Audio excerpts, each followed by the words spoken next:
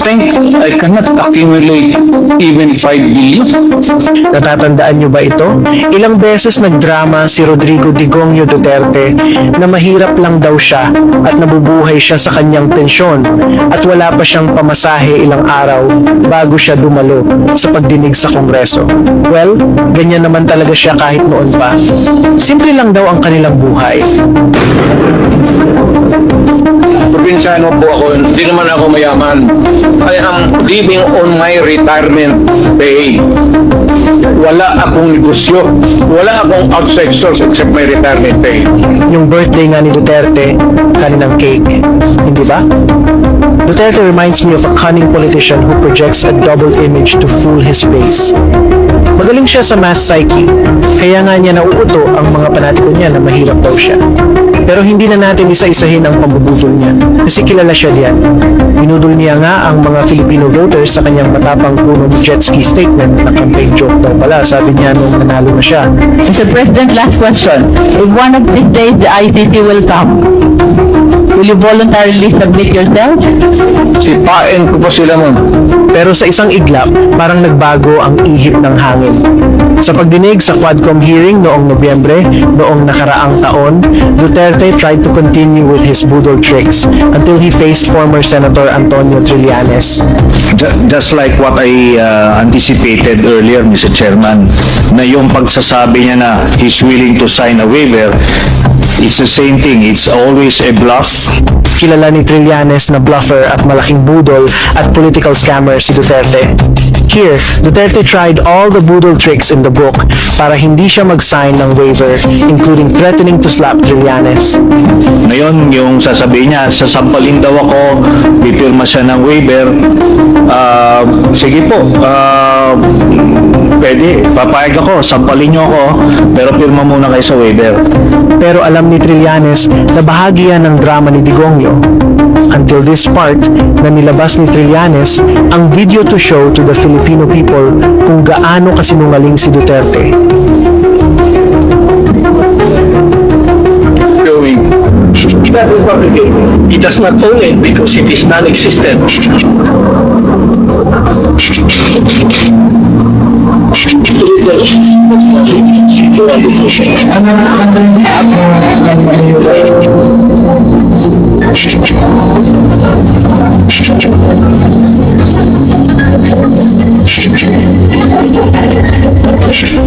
At eto na nga yung drama-rama sa hapon ni Duterte, yung kanyang life story in seconds. I was born in 1945. Trabaho ako. Lahat ng trabaho, lahat ng hirap. Hanggang bago ako nag-retire sa politics. At sinabi nga niya na madali lang i-accumulate ang 5 bilyong piso. Do you think I cannot accumulate even 5 billion? Sa negosyo ng asawa ko, pati ang sweldo ko. So bakit biglang amin si Digongio Duterte? Hindi naman daw mahirap para sa kanya at sa pamilya ang 5 bilyong piso. Our theory is, alam niyang malapit na siyang maaresto ng ICC at doon mabubulgar ang tunay na yaman nila. Yung former president ba ay willing na mag-cooperate sa investigation sa ICC? Kaugnay dito? ICC man. I'm asking the ICC to hurry up. And if possible, they can come here and start the investigation tomorrow. At bilang abogado, kabisado niya na bilyon-bilyon ang kailangan para pambayad sa mga top ICC lawyers. Aware din diyan si Sara at minsan na niyang sinabi na hindi biro ang gastos sa ICC case ng kanyang tatay. Although walang official record tungkol sa ongoing legal expenses ng Duterte family, may speculations na ang legal fees could reach up to $2.5 million per month, approximately 140 million pesos. Just imagine kung aabot ang kaso ng 2 hanggang 5 taon, ubos ang 5 bilyong piso. Pero sa tingin nyo, 5 bilyon piso lang ang nakatago sa mga secret bank accounts? Some peeps don't think so. Maraming nabudol dito kay kay Duterte nung panahon na siya yung nagtumatakbo pagka-politiko kasi ito yung ginagamit niyang style. Siya yung tanging presidente na pinapakita niya, no, sa mga taong botante, no, na siya ay isang mahirap.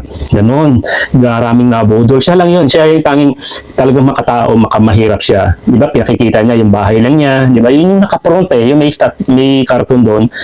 Yung pagkain niya is ganun lang kakunti. Di ba? Mahirap na siya. Wala sa pamasahe. Nagbumotor lang siya. Di ba? Tapos natutulog siya sa ilalim ng kulambo. Yun yung strategy nung siya tumatakbo. Kayo mga Pilipino, di ba? Maraming mga Pilipinong mahihirap. Alam niyo naman ang mga Pilipino, konting drama, ay mahilig sa mga pelikulang ganun. Yung inaapi, yun yung gusto-gusto ng mga tao. So panahon ni Duterte ganun, maraming nabudol, yung mga style, no? Tinatago niya yung yaman, no? Ang marami kasi tayong mga Pilipino na hindi sila aware sa mga politiko, no, kung ito ba is nambubo. Actually marami talaga nabudol dito kasi alam natin si Duterte ang makakasagot pagdating sa mga adik, no. Wala namang problema doon, kailang baliktaran eh, no. Siya pala yung pinuno, no. Alam natin yung pulburon, alam niyo na siguro, di ba? Yan yung kanyang campaign, no. Within 6 months uubusin niya yung mga adik, mga bangag, sinasabi niya, pero siya pala yung isa sa mga pinuno. So tinitigok na yung mga kompetensya nila. So ganun din. Ano ngayon, ang style ni Duterte is yung mahirap. Kailangan lang niya maipanalo. Imagine mo, from mayor to president, imagine mo yun, di ba? So ngayon, katulad nito, nakikita niyo naman sa video sa hearing na yan, di ba? So, pinakikita pa rin niya na ganun siya, kahirap. Wala siyang pamasahe para pumunta sa hearing. Pero nung nailabas na ni former Senator Trillanes na may mga bilyon-bilyon sa bangko, ayan, unti-unting inaamin kasi sa ICC, talagang mayayari siya, no? So, 5 million, alam naman natin, kaya naman kung tutusin, no? Pero parang imposible yung mga anak niya, billion-billion ang mga kinikita, imposible naman yun, di ba? May mga nakatago at alam natin yung mga anak niya, may mga posisyon, no? Lalo na si Pulong, di ba? Talagang isa sa mga allegedly na pinuno, no, isang talagang talamak kasi hanggang ngayon ang Davao talamak pa rin sa pulburon, no. Alam niyo na yung pulburon, ang talamak pa rin. So ilang dekada na mga Duterte na nakaupo diyan sa Davao, pero hanggang ngayon kailan lang may nahuli na naman na pulburon. Akala ko ba malinis, tahimik ang Davao City pagdating sa kung imagine mo kung ang Davao nga may mga nahuhuli hanggang ngayon, napakadami. Di ba paano siya sabi niya sa buong Pilipinas within 6 months? Nakuha niya yung point na yon? Imposible. Kasi sila mismo is nagbibenta. Sila mismo ang nagpapatakbo ng ganyang style na yan, no? Maniwala kayo. Kaya sana mga Pilipino magising na kayo. Huwag na kayo magpadala sa budol. Ginagawa na ngayon ng anak niya si Sara, patanim-tanim, palinis-linis ang basura. Imagine nyo, tahimik kayo si Sara, no? Yung style na yan, gagaya na yung ama niya. Huwag na kayo magpabudol. Kayo mga DDS ay tawag ko sa inyo, bobo talaga. Kasi hindi niyo pa rin nakikita, no? Hindi niyo pa rin nakikita yung tunay na ginagawa ng mga Duterte. Anong masabi niyo mga ka-BBM, di ba? So, huwag tayong magpabudol dito kay Duterte.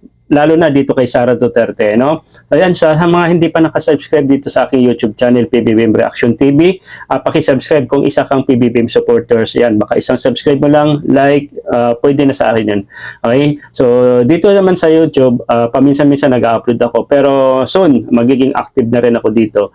Ayan, so, supportan po natin si mahal na Pangulo si PBBM. So, yun lang mga ka-BBM. Salamat.